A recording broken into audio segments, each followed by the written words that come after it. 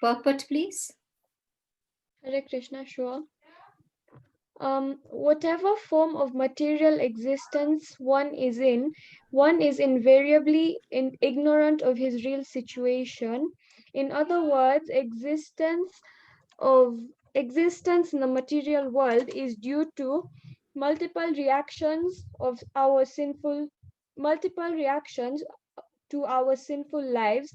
Ignorance is the cause of sinful life, and sinful life is the cause of one's dragging on in material existence. The human form of life is the only loophole by which one may get out of this entanglement.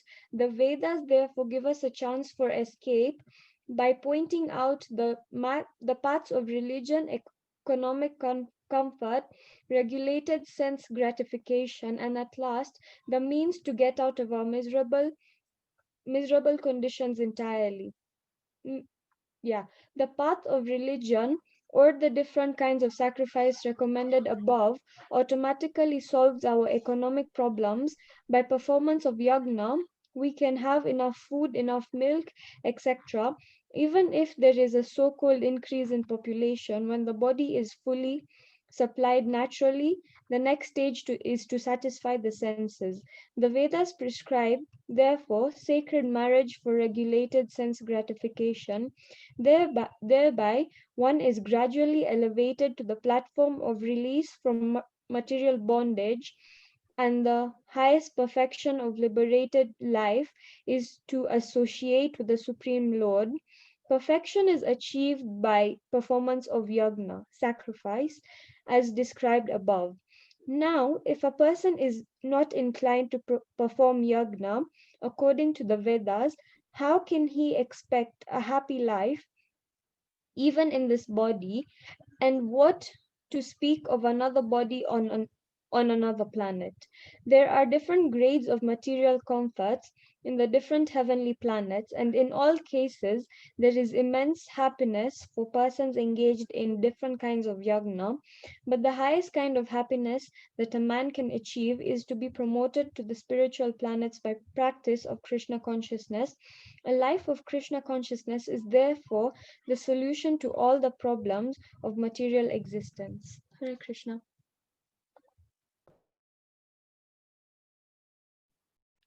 Hare Krishna, Prabhuji. All right, I'll pick up from here. Yes, Prabhuji, thank you. Hare Krishna. I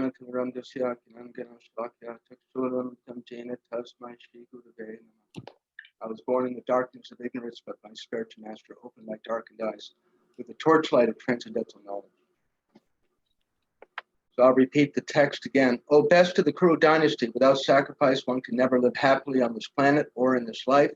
What then of the next? So this chapter is entitled Transcendental Knowledge, and we have been hearing for some time, some days, about sacrifice. It is not possible to get spiritual realization without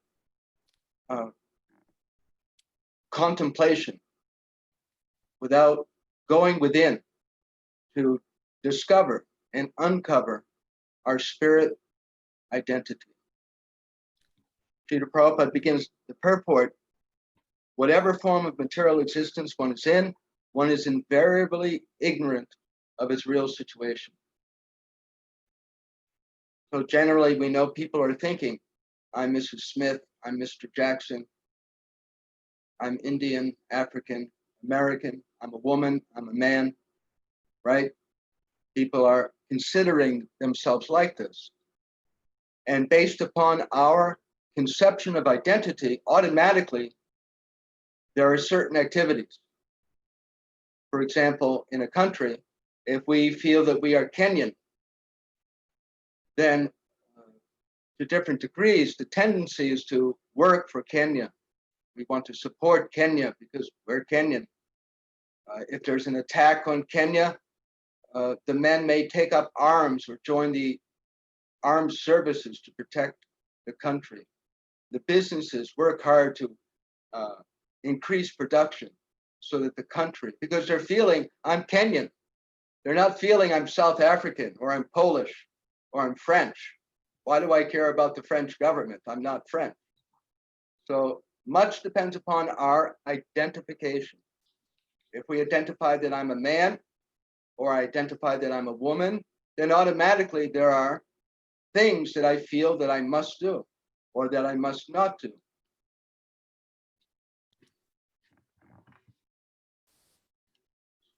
Prabhuji, Yeah. Question? Prabhuji, I am finding difficulty in hearing you. Is that me or is that everybody? I don't know. Is that better? Everybody? Dia, can you hear Prabhuji well? Hare Krishna, yes, I can hear him. Maybe then it's my, sorry, Prabhuji. Yes. To It's interrupt. all right. Kirtika Mataji, you even It might be froze my like. internet as well. So I'm just switching the video. Sorry to interrupt. All right. No, we're all okay. Even I'm very okay. So It must be me. Lord Krishna repeatedly incarnates within this material world from the spiritual world to enlighten us, to give us information of our actual identity as a spiritual being. That in fact, we are not this body. That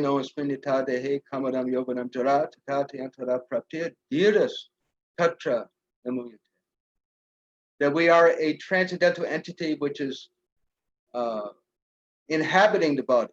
And it is the body that grows old from childhood to youth to old age. Then the body dies, and then we get another body. But the soul, Lord Krishna explains in the second chapter, Nahanyate hanyamani sharire. That for the soul, there's neither birth nor death. We are ajja, unborn, nitya, eternal, shashvata, everlasting. That's pretty amazing if you think about it. We think about our birthday. Maybe someone had a birthday recently. But in fact, we have no birthday. I am eternal. We are all eternal. And this place, which we are very busy with, there's so many things going on, is not our real home. This we learn from Bhagwad Gita. This we learn from the Vedas. Veda Mata. So Veda Mata is informing us that you're not just a body. You're not just a woman, a man, a Kenyan, a South African, fat or thin, but actually you are a transcendental spiritual spark of Krishna. What is that word? Jivar Surupoi Krishnari Nityadas Tatasta Shakti Veda Veda Prakash. One of the great intimate disciples of Lord Chaitanya, Sanatana Goswami, came to see him to ask questions. And Sanatana Goswami was very learned. He knew many languages. He was a graduate of college. He worked in the government, very, very educated. But he said to Lord Chaitanya, Kayami, who am I? People are thinking I'm very intelligent, that I know so many things. I know so many languages, but I don't really know who I am. I don't know why I'm suffering. Kayami, who am I? And Lord Chaitanya answered, Jivara Surupoi, Krishnara Nityadas, Tatasta Shakti, Veda Veda Prakash. That this is who we are. We are Jivara Surupoi. We're a tiny, tiny little spark of the Supreme Spirit, the Supreme Personality of Godhead. Jivara Surupoi, Krishnara Nityadas. And he is great and we are small. And because we're small and he's great, it is our natural identity to render service. Tatasta Shakti. We are one of the energies of Krishna. We have a very close relationship with Krishna. Just like the fingers, they're part of the hand. They're actually connected. And so we are all connected to Lord Krishna. Mamai Vamsho, Jiva Loka, Jiva Bhuta Sanatana, Manasta Sindiryani, Prakriti Stani Karshati. Lord Krishna explains in the 15th chapter. Mamai Vamsho, that you, all of us, are part of Krishna. Mamai Vamsho, Jivaloka, Jivabhuta, Sanatana, that we are eternal. Manastas Indriyani, Prakriti Starni, Karshati, that we have these six senses. We have the eyes, the nose, the ears, the tongue, the skin, and these are interacting with the material world. But we are inside, or we are connected to the body, and we are conscious of that. And these senses, just like we have a bull or a horse that's dragging a cart or a wagon, our senses drag us this way, this way, this way, this way. Our desires drag us. So these desires that we have, they're not actually related to ourself most of the time. We think about, I am hungry. The soul is never hungry. The soul never eats. The soul does not need to eat. Or I want to sleep. In fact, the soul never sleeps. Krishna is never overcome by fatigue, and he has to go to sleep for 6 hours or 8 hours. And same for us. Consciousness is ever awake. We are ever awake. So the four main demands of the body: eating, sleeping, mating, and defending. So because this body is fragile, we have to defend it. We have to defend it from the rain, from the heat. We have to protect it from starvation. We have to protect it from people who might want to hurt this body or kill this body. So there's a need for defense. But the soul can never be killed. Us, we can never be killed.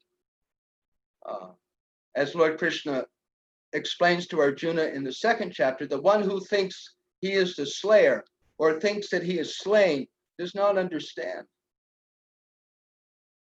And then sex desire. The body has emotional and physical demands for intimacy, but the soul does not need any of that. All of that is part of our temporary deha, or body. As Lord Krishna explains in the 13th chapter of the Bhagwad Gita, which is a very important chapter to remember and understand, that our situation is kshetra and kshetragya. Just like outside of the house, there may be a field, and we are conscious of the field. So this body, Lord Krishna says, is like a field, and we, the soul, the kshetragya, we're conscious of the field. We're conscious that our body is hot and cold and tired, hungry, or our body is demanding sense gratification. So there's two things. So in the beginning of this purport, Srila Prabhupada begins, whatever form of material existence one is in, one is invariably ignorant of its real situation. If we are, to the extent that we are really conscious that I'm not this body, aham brahmasmi, I am spirit, that I belong in the spiritual world with Krishna, then to that extent, we'll be interested to act in such a way that brings us to Krishna. A very simple point. Our self-identification, who we think we are, has everything to do with our desires, our values, our plans, everything. If we see that our thinking, or maybe someone else's thinking, is becoming more and more focused, more and more involved in sense gratification and creating and living in this material world as if we were going to stay here forever, that means that they've forgotten who they are. In the second chapter of the Bhagavad Gita, towards the end, the last third, Lord Krishna gives the symptoms of someone who is spiritually awake. And it's not black or white, but to the extent that we are aware of our identity, these qualities will be manifest. Some people often people ask, well, how can I tell who's self-realized? Well, it's not a mystery at all. The symptoms of self-realization are given in the Bhagavad Gita. And if we are familiar with those symptoms, then we will be able to see how we are doing as a devotee, and to a good extent, we can understand how someone else is doing on the path of Krishna consciousness. So Lord Krishna, he comes into this material world, he sends the pure devotees, sends prophets to give us this divine wisdom, to free us from ignorance. Srila Prabhupada explains the word guru to mean heavy with knowledge. The guru has such wisdom that he can destroy the suffering of his disciple or her. Either way, there are different types of gurus. So the spiritual master can destroy, he has the power to destroy the suffering of the disciple. And the relationship of the disciple and the spiritual master is just that the spiritual master on behalf of Lord Krishna is aiming to free his disciple from all suffering. And the disciple is also aiming for that and should be enthusiastic to take instruction from the spiritual master. We can consider the relationship of a sports athlete who wants to go to the Olympics. So they have a coach. In fact, they may have a number of coaches, but usually there is one main coach. And that coach, the athlete agrees to be pushed. Yes, the coach will wake up the athlete at 5 o'clock in the morning, time to get up and practice your ice skating for 6 hours. So, I mean, it's for sure the athlete doesn't always want to bounce out of bed and do that. Or the coach says, you must eat like this, you must eat like that, you must go to sleep at a certain time. And so the athlete agrees to be guided. And not only that, but the coach will criticize that this you're doing, it's not right, do it like this. And that can be annoying. Usually we get a little pinched in our mind when someone says, oh, you're not doing this very good. You know, how you did the dress of the deities, it's really a little messy. We get a little upset about that sometimes. But to really take advantage of a coach or to take advantage of the spiritual master, we have to be on the same page. The disciple has to be genuine. I want to learn, and I accept you, Guru Dev, as my transcendental guide. And I accept that how you guide me will lead me to the destruction of all my suffering, will lead me to the spiritual world.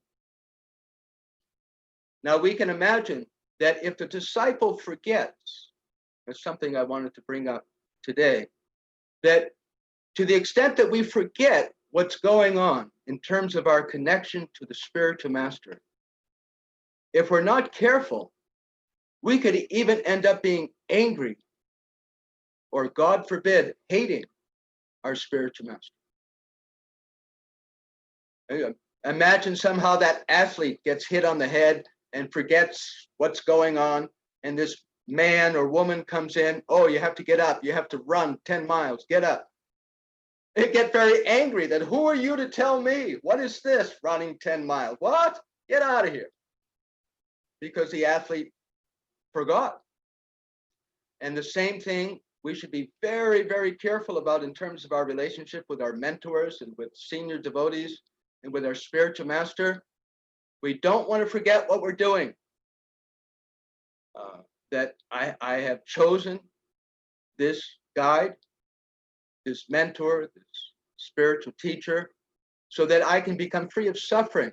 And they are going to teach me and coach me. And there may be some instruction that isn't very happy at the moment to do it. The athlete who is instructed by the coach is actually, although the athlete may get out of bed grumbling, oh, I have to get up. Still, they're thinking, I'm so happy I have a coach. And the same thing for us. If we remember that the spiritual master is leading us to the spiritual world, he's leading us out of the cycle of birth and death, that we have been in the cycle of birth and death, suffering in so many ways for hundreds of births, and he is giving us guidance to take us out, then we will be very happy to have such a spiritual teacher. But if somehow or other we allow ourselves to become forgetful, too forgetful, we can even become resentful of the spiritual master, which will destroy our devotional creep. What is that? What's that offense? The elephant offense? There's a Sanskrit or Bengali word for it. Does someone remember? It is the most serious of the offenses that we can make. It's called the elephant offense, which is to offend one's spiritual master, that the spiritual master feels insulted. Timata. What is that? Someone remembered what the name of that offense is? In any case, so what happens is that if we make offense to the spiritual master, he may not take it too seriously, but Lord Krishna does. And Krishna may discipline us by taking away our taste for devotional service. Almost, there are exceptions, but almost all cases of a devotee who has been enthusiastic stepping back, and you don't see them as much at the temple, or completely goes away, it is because of offenses. When we commit offense, Krishna will to discipline us, will cover us. He'll cover our appreciation for him and for devotees. And we can end up thinking, yeah, I used to be in Krishna consciousness. Now I'm doing something different. As if it's as simple as whether we're going to have a peach or a banana as our fruit dessert. It happens. We have very sadly seen many, many devotees who have committed offenses, Vaishnava aparad, who act as if they have no clue what the value of Krishna consciousness is. Or it could be as simple as we just don't feel so interested. It depends the degree of our offense. Another symptom of the result of offenses, Vaishnava aparad, is that material desires will become stronger all of a sudden. Or specifically, desires that we had from the past. There's a famous example of this in the Chaitanya Charitamrita with Lord Chaitanya Mahaprabhu and this devotee Ramachandra Puri. So this Ramachandra Puri sharply was criticizing Lord Chaitanya, and as a result, he ended up back where he was. So there's a sentence that I remember in Srila Prabhupada's books, that when one makes offenses, if it's a severe offense, one will end up where one was before. And I'll give an example of this. There was one godbrother in America. So he became careless. He gave up chanting very carefully. He gave up reading. He was going to movies, which is probably the result of an offense. And then as a result of not chanting and going to the movies, he committed more offenses. And before he came to the movement, he was what we call in America a bum, a homeless person, just sleeping on park benches and even picking up cigarettes that were thrown on the ground and trying to smoke them again. He ended up exactly back there.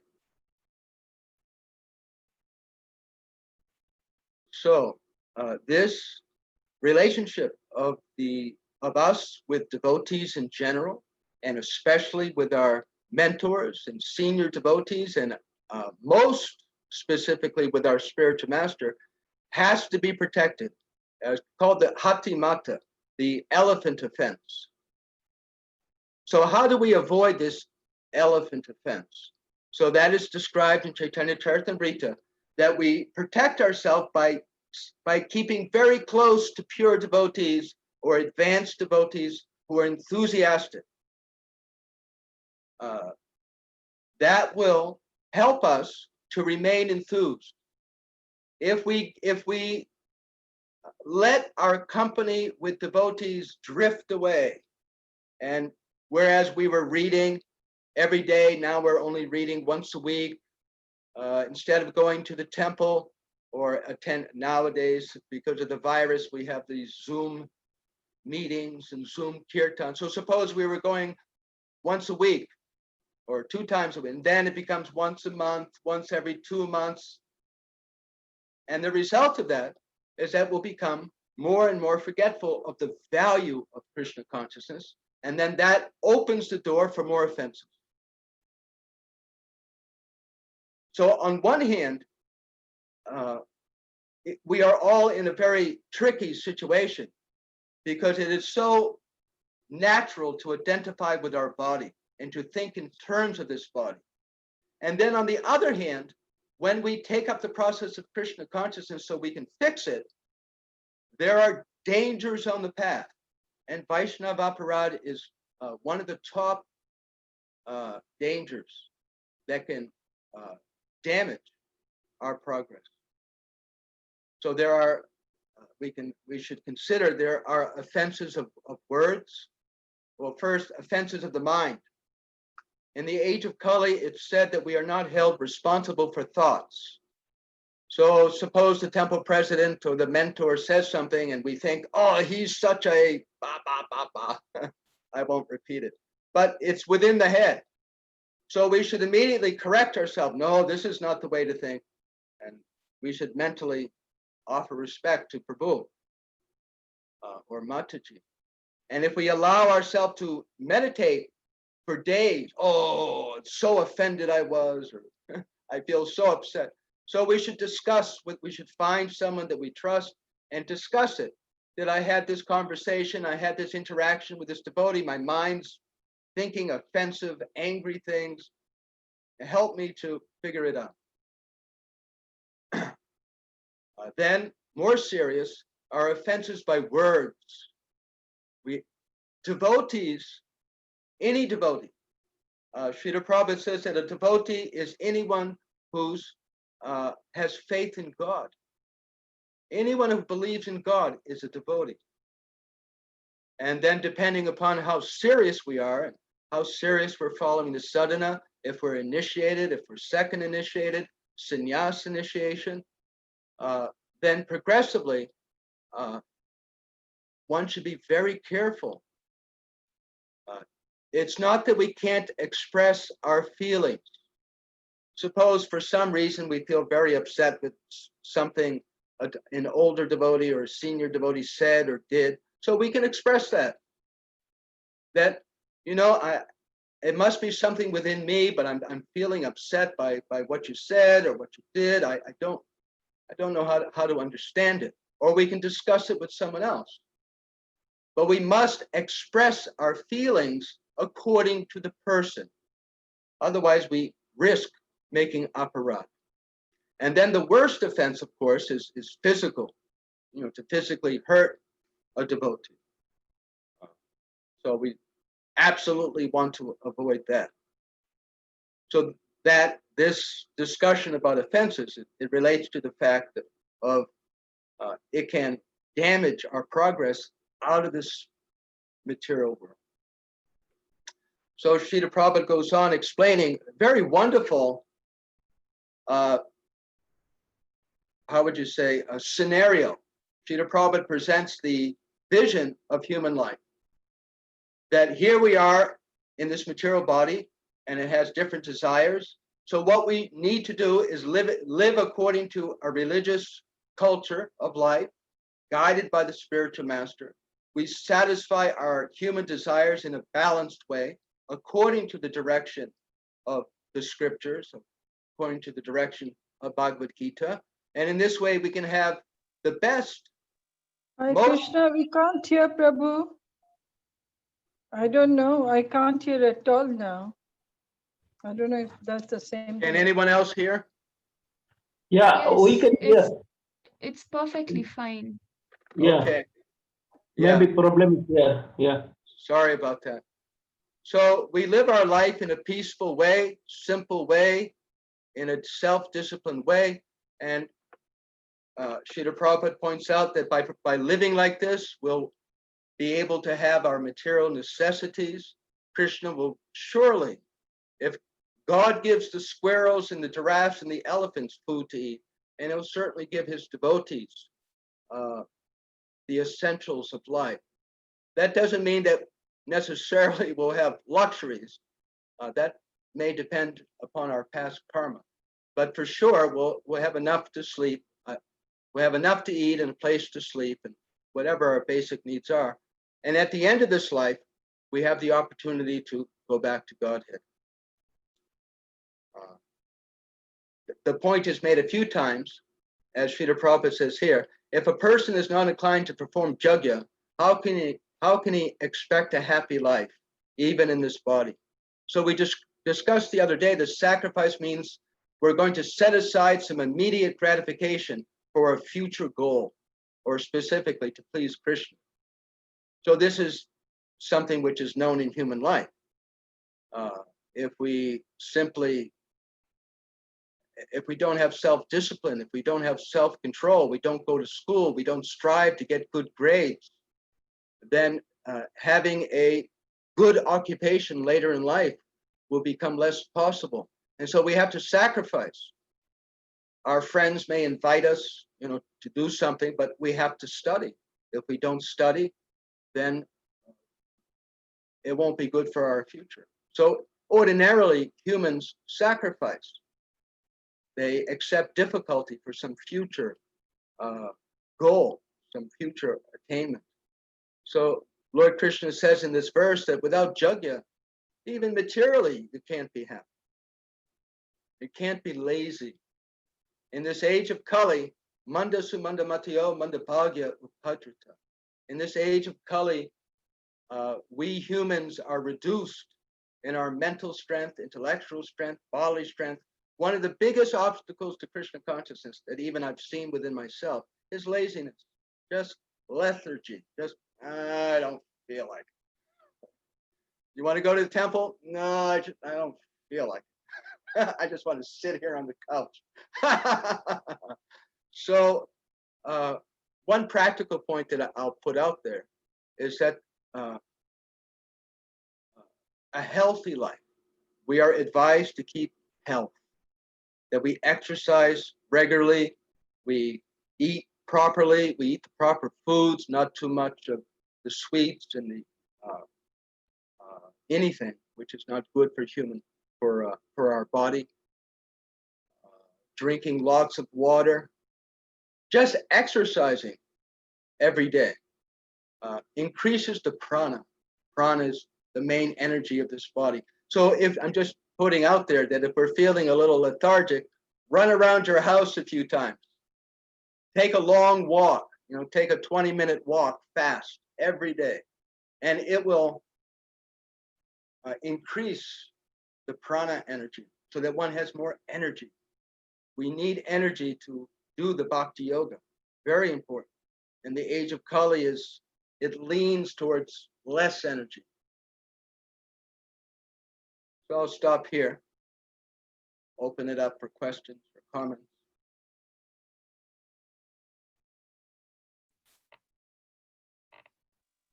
I Hare think Krishna. if someone may need to take charge, because I think Manasi and Kirtika were having problems with the audio. Oh. Hare Krishna, can you hear me? I can hear you. Okay. Mansi Ganga Mataji, can you hear me? Yeah, I'm okay now. Do you want to say something before the question answer starts? No, I actually had a question. Okay.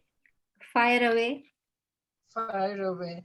Prabhu, as you said correctly, that about the offenses, And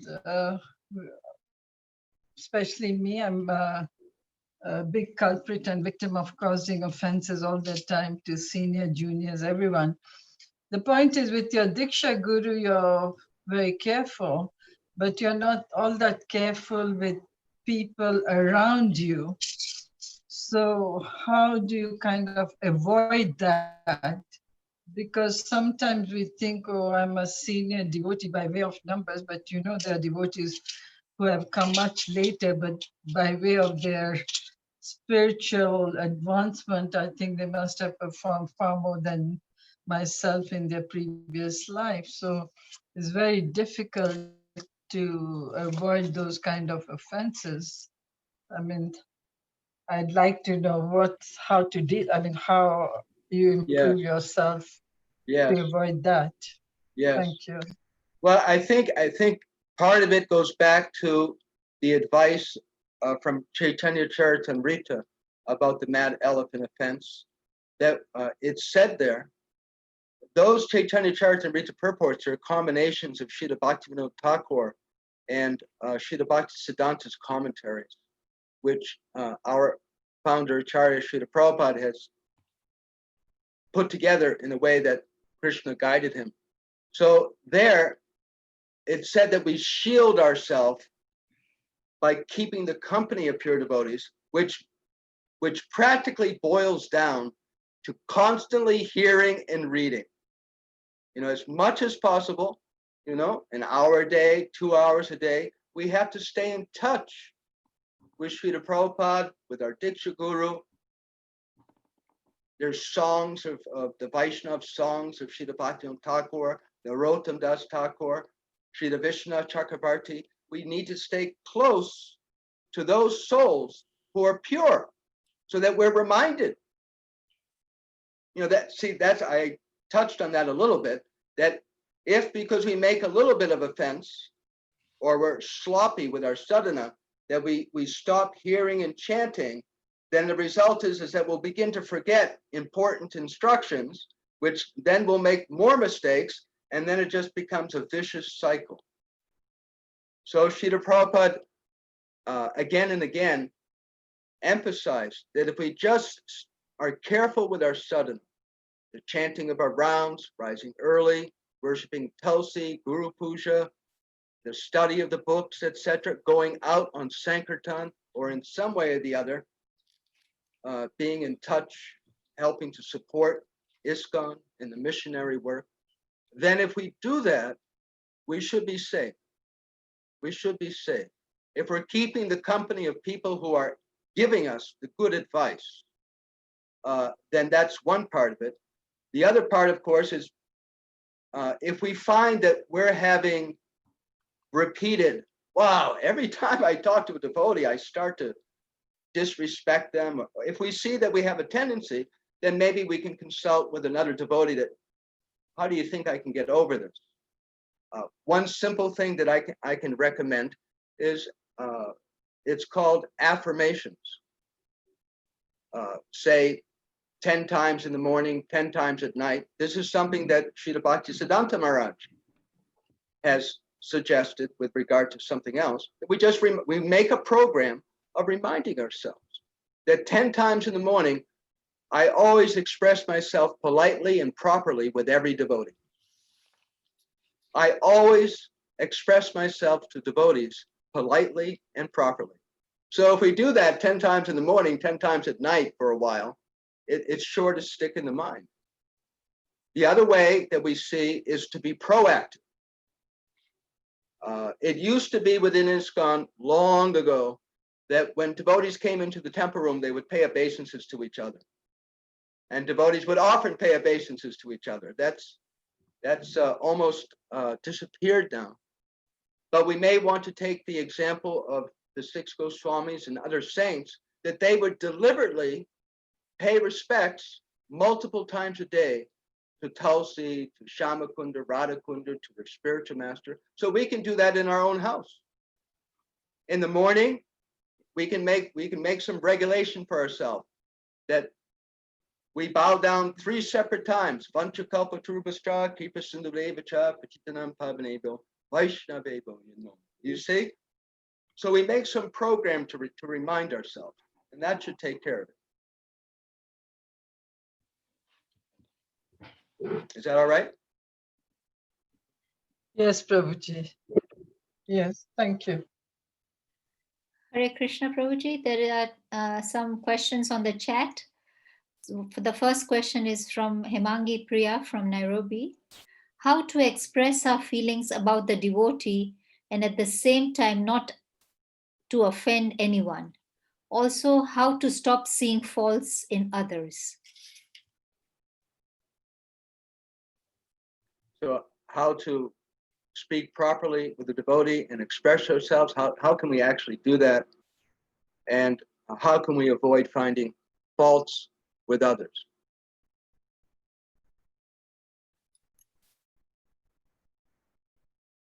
I think it goes back to what I was saying. Especially in the Chaitanya Charitamrita, which we can start hearing right away. We don't have to wait. At least in the U.S. temples, there's a Chaitanya Charitamrita class every Saturday. But Chaitanya Charitamrita is the narration of interactions of devotees. You know, we have to have role models, right? Well, how do I do it?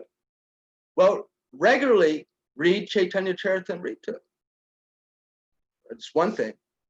So that we can see and feel, oh, this is how you interact. This is the thinking. When we associate with pure devotees, we pick up their thinking. Also, another suggestion is to get the songs of Srila Bhaktivinoda Thakur, or there's a songbook, Vaishnav songbook. You know, a couple times a week, 3 times a week. Read. You don't have to sing it. I mean, singing is okay, but more important is to read the words so that we can be reminded what is the mood, what is the thinking of a devotee. Another part of that is just practice. We just practice. You know, we speak to our parents in a certain way. We speak to law enforcement or police people in a certain way. Otherwise, we're going to get in trouble. So we want to remind ourselves, and we want to practice expressing ourselves differently with different people. So by practice, that's what Lord Krishna advises in Bhagwad Gita, by practice. So then the other question is how to avoid finding fault.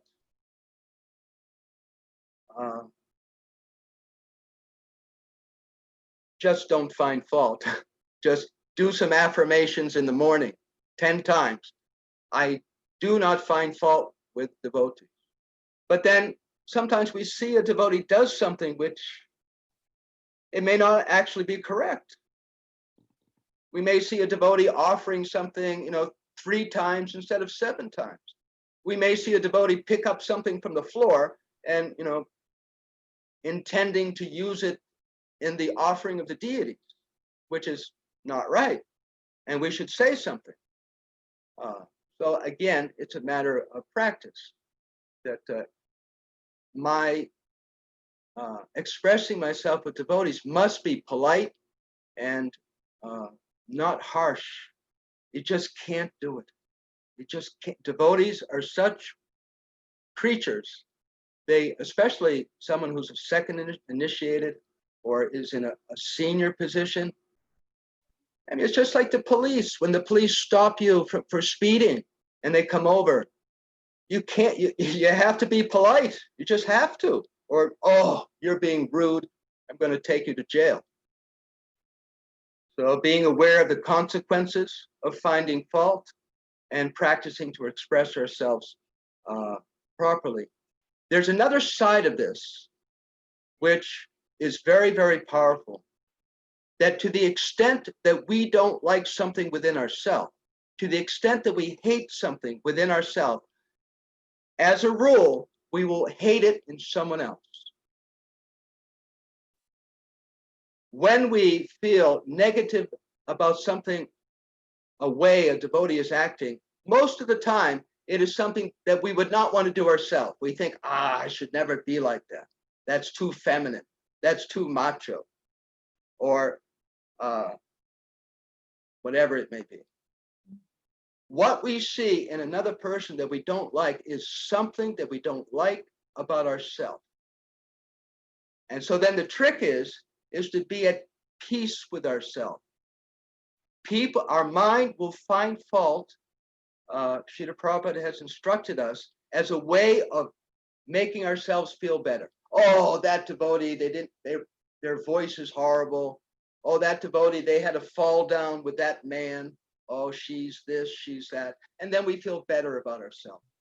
That is one of the most common reasons for finding fault, so that we can feel better about ourselves. But if we already feel okay about ourselves, we won't be inclined to do that.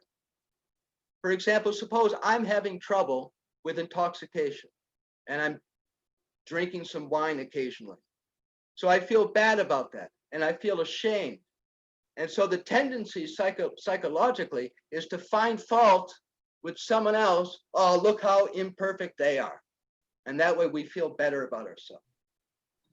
So part of it is humbly accepting ourselves where we are and not being so prideful that we don't allow ourselves. If we do not allow ourselves to make mistakes and be imperfect, we'll have a very hard time being merciful and kind to other people who make mistakes and who are imperfect.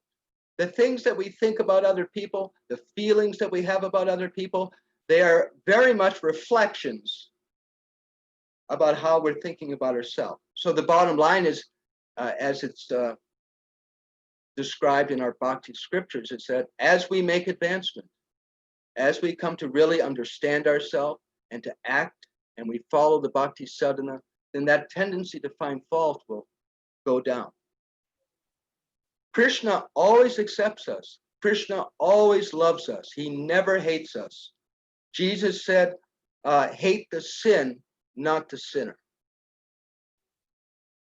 So with regard to ourselves and with others, we may see that they have a problem.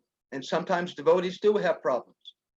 But we should, I don't want to use the word hate, so we should focus upon the wrong thing, but not the devotee herself. It's not that the devotee herself is some, I don't want to use different words, but we should never scorn the devotee. But whether we can't deny the fact that a devotee may be doing something which isn't right. So that we don't like, and we should be kind to either help that devotee, or if it's a senior devotee or a devotee that we don't feel comfortable talking, then we go to someone else and say, Prabhu, I need to talk about something. I see this devotee, they're doing this, they're doing that. I don't know what to do about it. We should focus on our own backyard. You know, unless we're a parent with our children, or unless we're a manager and we have responsibility for some devotees under our care, we really should not have too much to think about anyone. The very day or the very week that we can say, I never make a mistake, on that day, we can start pointing our fingers at others. We have no business pointing fingers at other people until we're spotless. Isn't it? Yeah. If no, so quick sometimes people are to find fault. What about your faults? Why don't you just focus on that? And if it's really serious and if you think it's going to endanger devotees, then speak to someone about it. How's that? Yes, Prabhuji. That makes sense? Yes, yes, totally. Yeah.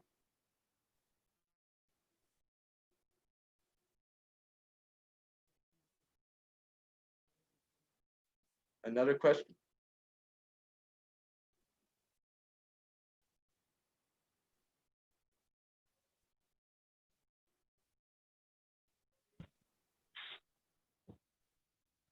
Hare Krishna Prabhuji. Yes, is there a question in the chat box? Can you please give the answer, please?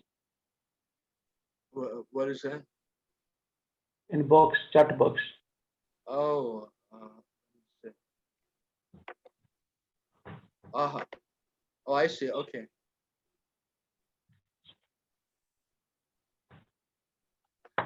I just want to add something. That suppose we feel that I didn't say anything really.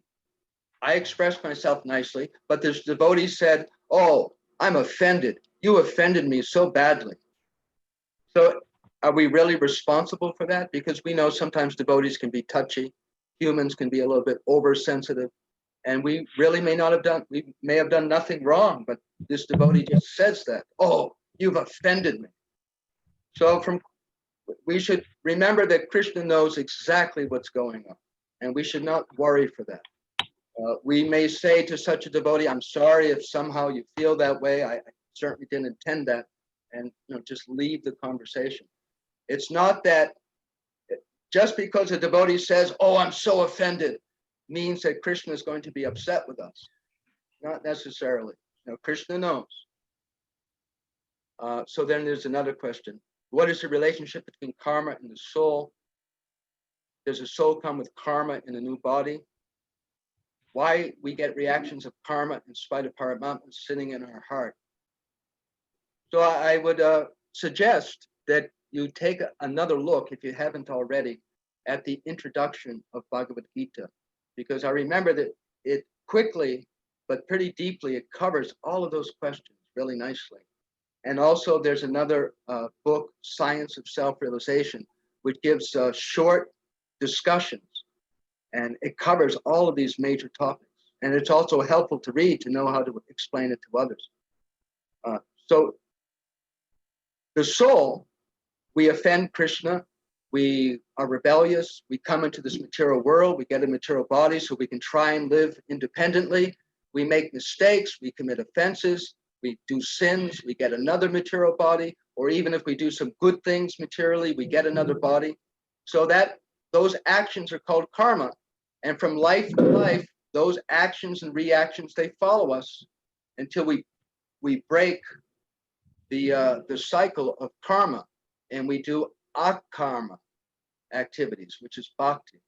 So in this life, we do different things, good and bad. Then the next life, just like in this life, we may give a lot of donations to a school. So then in our next life, we get to, we have the most fantastic education opportunities. We're just a fast learner because we have that karma. Or suppose in this life, out of cruelty, we cut the leg off some animal. So in our next life, maybe somehow we lose our leg in a car crash. So that's the connection between actions and the soul. The soul is always separate from this body, a sangoyam purusha, separate. But the soul is attached to the body, and the karma is there. So I think that explains the second question too, that we do actions, reactions, and then they follow to the next life. And why do we get reactions of karma? This question is the same question that Maharaj Pariksit asked to Shukadev Goswami. So you can feel a little happy about that. You're asking a question Maharaj Pariksit did. That how, if God is in our heart, how is it that we do wrong things? So the simple answer is that he is not responsible. That is stated in Bhagwad Gita. That Krishna is not responsible for our actions. Just like, say, the Prime Minister of India. I don't know the Prime Minister of Kenya. Is there a Prime Minister in Kenya? Yeah. So how is he responsible for who gets a good job or who gets a college degree? He's not responsible for that. He and his government may arrange that there's school loans and that there's higher education available, but it's up to us to take advantage. We can't blame him. Oh, I don't have a degree. Well, then why didn't you go to college? So it's the same thing. Krishna is situated like that. He is neutral. Whatever we want, what we think will make us happy, he will arrange that we will get the resources to do that. If we commit sinful activities, he will arrange so that we get the reactions for that. But we are the architects of our life, not Krishna. The quality of our life depends upon the quality of our relationship with Krishna. The quality of our life depends upon the quality of our submission to Krishna. Because if we follow Krishna, our life will become better and better and better until we finally go back to the spiritual world. So I know myself, sometimes I'm sitting in front of my plate of prasadam and I get this, the understanding comes, don't eat more pakoras. You're going to feel sick in the morning. But I do it anyway. So that happens for all of us. There's that conscience. So we have the free will to ignore it. It's not Krishna's fault. Is that all right? Does that answer, touch upon the questions? Yes, Prabhuji, she has answered. All right. So then without Krishna, nothing moves. Also, at the same time, we are given independence. I just feel it contradictory by Pranat Haridas. Yeah, it does seem contradictory, doesn't it? It does. It's a little confusing how that can be. But I think it relates to the last question, which is we have free will to choose. Either we're moving towards light, we're moving towards Krishna, or we're moving away. That's our choice. And that's about the only thing that we as a tiny soul do. That's what we do. Either, yes, I will move towards Krishna, or no, I won't. And then Krishna, he provides the resources, he provides the background so that our desires, oh, you want to forget me? That's not a good thing to do. But if you really, just like sometimes children, they're living in a good house, the parents are basically good, it's comfortable, but they just insist, I want to move out, I want to get a job, I want to have my own place, 18, 19 years old. And the parents say, why do that? It's such a struggle to make money, to cook, to clean. You're going to do all that on your own? Why not just stay here another 4 or 5 years? But then we insist. And so the parents, out of love, they might even pay our rent for 6 months. All right, if you really think this is going to make her happy, we'll even pay your rent for 6 months. And that's it. So that's love. We're not robots. We have independence. And it's a difficult thing to accept. I share that from my own experience. That we have that we accept full responsibility. I am responsible. That the mosquito bit me, that my car blew up, that my whatever, lost my job, the house burned down. It's me. The person who's responsible is the person I see when I look in the mirror. It's not the prime minister, it's not my parents, and it's not God. It's me. And it's a very important thinking pattern to practice. Because as long as we criticize Krishna, it will be very difficult to go back to Godhead. And that's the tendency. But as we make advancement, we begin to understand what's what. And if we may need to pray to Krishna. A lot of what the advancement that we make in Krishna consciousness is very often not going to be by my own power. Like that other question, that how do I avoid expressing myself badly? We may need to pray that Krishna, please help me. We pray to our spiritual master. We pray to our prior spiritual masters that I can't do this. I don't feel like I can do it. If you would please grant me strength. We will be given transcendental strength. That's why this bhakti process is infallible. If we take shelter of Krishna, take shelter of Guru, take shelter of pure devotees, which means to pray, we may even need to beg, actually beg, that I've been trying to get rid of this bad habit for so long. Nothing seems to work. I just want to give up Krishna consciousness, forget about it. At that moment, we should bow down to Krishna and say, I'm done, I'm finished. If you don't help me, I don't know what's going to happen. Please help me. we will get transcendental strength. So back to your question, we have minute independence, we make choices, and then Krishna is the one who arranges things. He's not responsible. Does that answer your question enough, or maybe you have another question that's related? No, that's okay. Pranahari?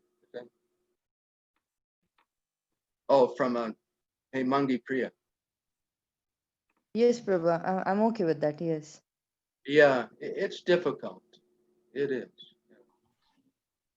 It's an age-old question. Any other questions or discussion, comments? I think we are done with the questions, Prabhu. Okay. We did And- good. 5 minutes after 2. Yeah, so I think we've exhausted our time for today as well. But Prabhuji will be joining us back on Sunday, and we'll see him then. So we can continue with the discussion on Sunday. Sunday at the same time, same link. So Hare Krishna. On behalf of all the devotees, we'd like to offer our humble obeisances. All glories to Srila Prabhupada. And I hand over to Prat Prabhuji. Hare Krishna. Thank you. Thank you, Mataji. Hare Krishna, Prabhuji. We are so grateful and also so fortunate. We are get your association, a senior devotee, also Prabhupada disciple. On behalf of Eldoret, I also thanks all the devotees from Nairobi and other parts of the country. They are joining here for glorification of His Grace Dina Sharan Prabhuji. We are chanting Hare Krishna mantra once. So I request everyone, please unmute yourself and chant Hare Krishna mantra once. Hare Krishna, Hare Krishna, Krishna Krishna, Hare Hare, Hare Rama, Hare Rama, All glories to the ISKCON Gaura Bhakta Vrindas. Hare Krishna. Hare Krishna. Thank you for your company. Hare Krishna. Thank you, Prabhuji.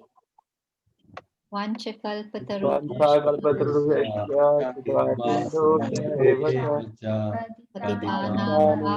Pavanebhyo Vaishnavebhyo Namo Namah. Nitai Gauranga ki jai. Jai. Jai.